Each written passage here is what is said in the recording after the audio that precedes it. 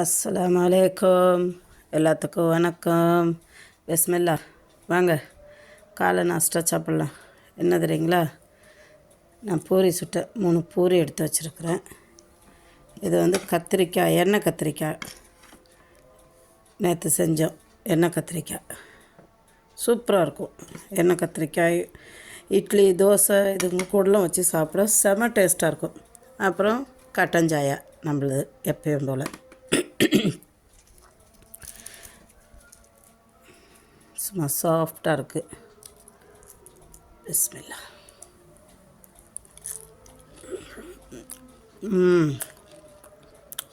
Super. ஏன்னா இந்த கோதுமை மாவில் ஒரு இனிப்புத்தன்மை இருக்கும் லைட்டாக.